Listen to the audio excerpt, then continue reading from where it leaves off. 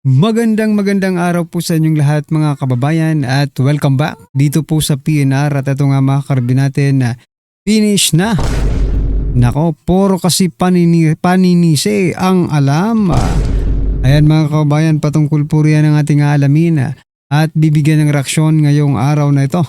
Pero bago pong lahat mga kababayan, sa mga hindi pa po nakapag-subscribe sa ating munting channel ay pa-subscribe naman po. At palike na rin po ng video ito. Maraming salamat po at eto na nga. Simulan na po natin to.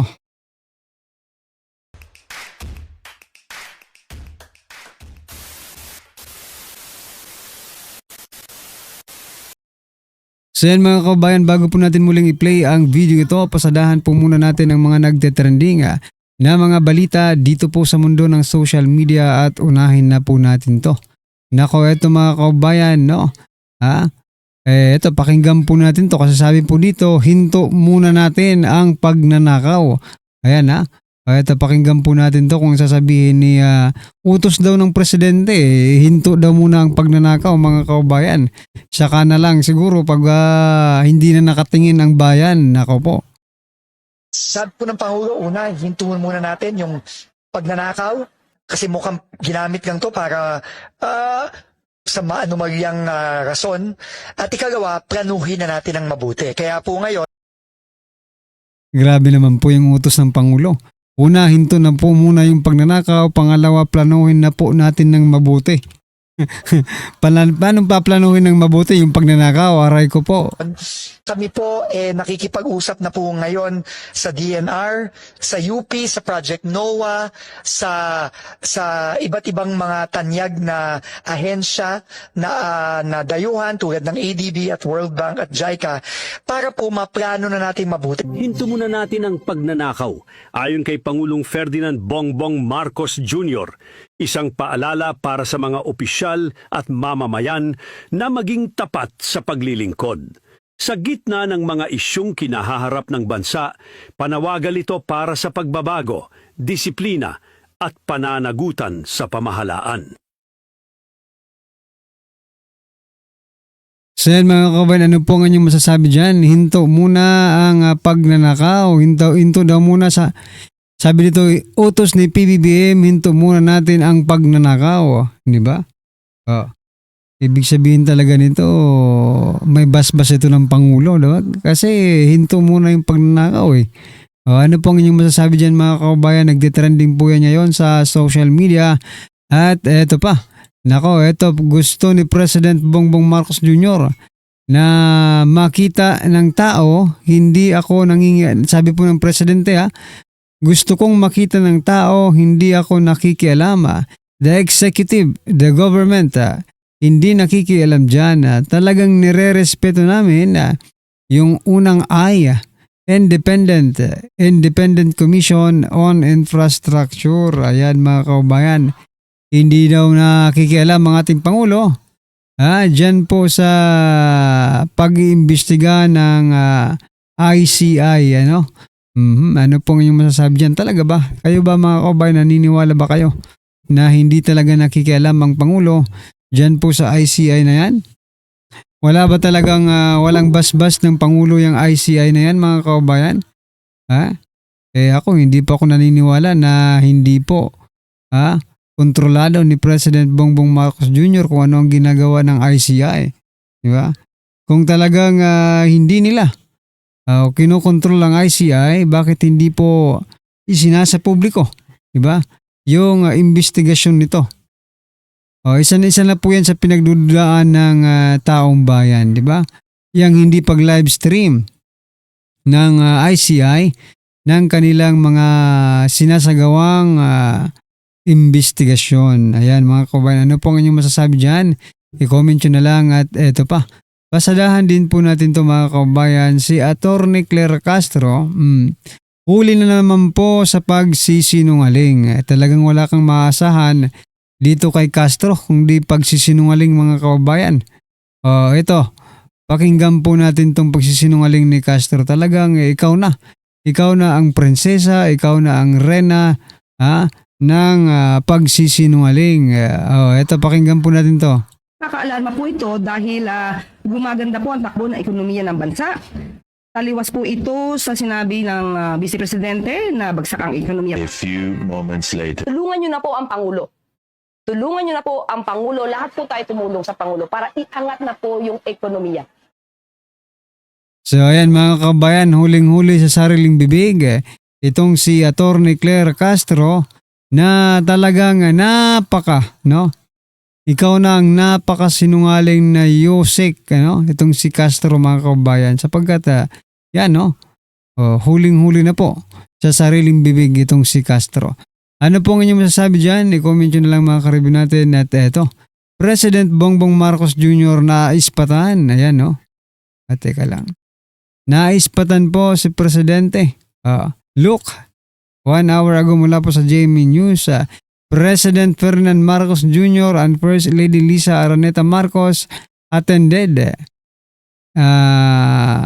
the 50th anniversary commemoration of the Trillia in Manila at the Smart Araneta Coliseum in Quezon City.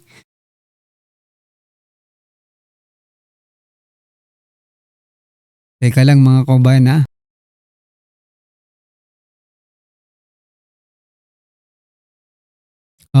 Naispatan po si President Bongbong Marcos Jr.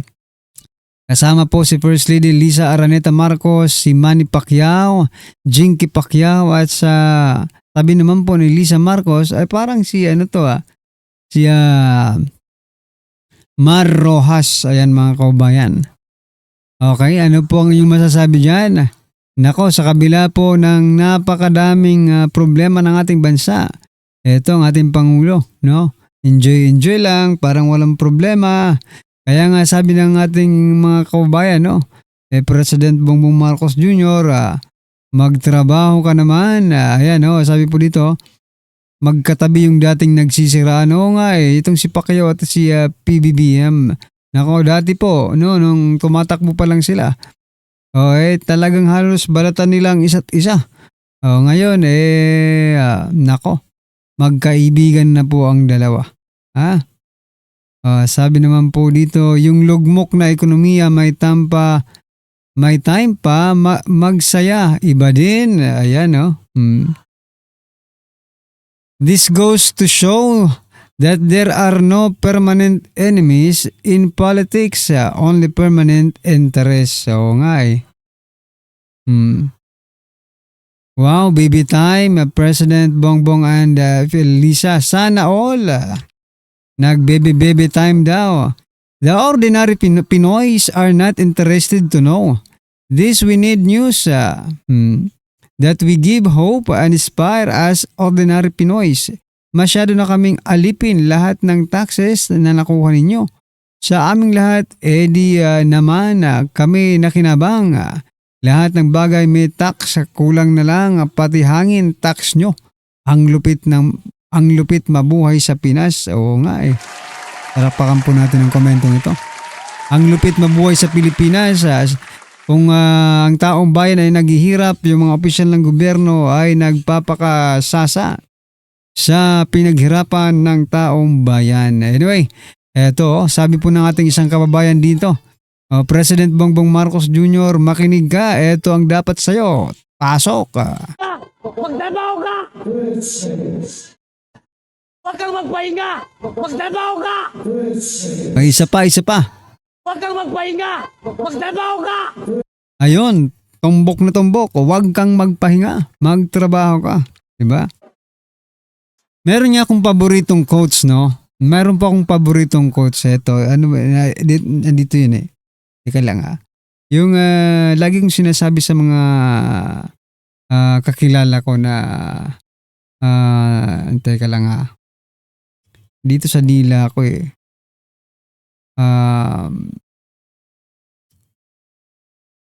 don't give up ay parang ganun parang wag kang sumuko hanggat hindi mo pa hindi ka pa tapos, no? Stop when you're done, no? Stop when you're done, no? Doon ka lang magpahinga pag tapos na. Pero pag hindi pa, di ba? Magtrabaho ka. Huwag kang magpahinga, magtrabaho ka, no? Iba rin eh. Habang yung ating mga kabayan, no? Talagang lugmok sa kahirapan. Pinapakita lang nito, ito itong picture na ito, pinapakita lang po nito mga kabayan na ang presidente po natin ay mayroong ibang nasa ibang social nasa ibang social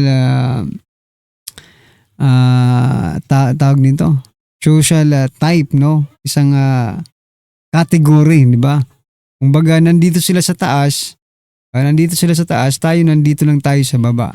So hindi talaga natin pwedeng pigilan yan, no? Kasi yan po ang kinalakihan nila eh. Yung maging socialize, no? Mag-party-party, yun po ang kinalakihan nila. So hindi po natin yun mababago, no? Pero once you are a president, you have to change yourself, no? For the better. Hindi po para may bagsak ang Pilipinas. Anyway mga kabayan, ano po ang inyong masasabi dyan? I-comment nyo na lang at eto, pasadahan na po natin ang video ito at bigyan po natin ng reaksyon. Eto na po. Yang korupsyon sa administration mo. Ikaw din ang gumawa dahil lahat ng crony mo nakapalibot sa'yo ay rumarakit at mga corrupt at hindi mo naman sila hinihinto. Number 1, ang pinsan mo si Martin Luther King. Naku po! Eto na, desisyon nitong si Rimulya, Ombudsman Rimulya, lahat raw ng mga desisyon ni Ombudsman Rimulya ngayon sa mga galawan ni Rimulya, wala raw kinalaman ang palasyo. Akala mo naman Claire Castro, akala mo naman maniniwala kami. Okay?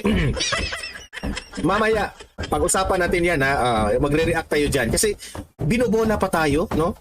Bulahin mo lola mo. Bulahin mo nanay mo. Huwag kami. Eto pa, no? Eto, gusto ko itong topic nito, itong kung paano pinahiya ni Rowena Guanzon itong si Auntie Claire. Totoo. Kasi, sino ba namang hindi mapahiya dito na nagmamayabang itong si Auntie Claire Castro? O may panawagan siya na nananawagan ako na tulungan na lang natin ang Pangulo.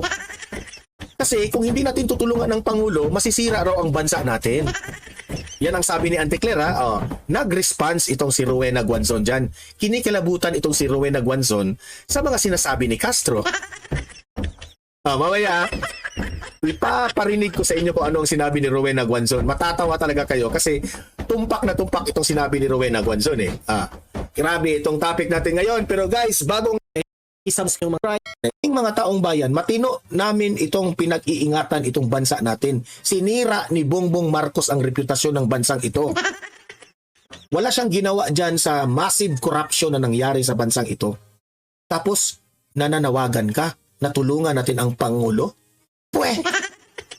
Utot mo, ha? Kaya itong si Rowena Guanzon, pinahiya kayo ni Rowena Guanzon. Pakinggan yung sinabi ni Rowena Guanzon, Tulungan nyo na po. wait muna. Ito, play. Tulungan nyo na po ang Pangulo. Tulungan nyo na po ang Pangulo. Lahat po tayo tumulong sa Pangulo para iangat na po yung ekonomiya. Kasi kapag lagi pong may ganito na sitwasyon, negatibo yung tingin dyan eh. So baka hindi gumanda ang dating ng ekonomiya sa atin because baka puro negative ang makita. Trying hard ka. So yun lang, ang akin You're so trying hard. ng pakiusap is after Bakit yan nakikiusap ngayon? Akala ko ba magaling yung presidente mo? nito, sana tumulong na lahat. Mga kababayan, Attorney Rowena Guanzon po, Eto na. ang inyong lingkod. Kahit po nasa ibang bansa ako, iniisip ko po ang bayan natin.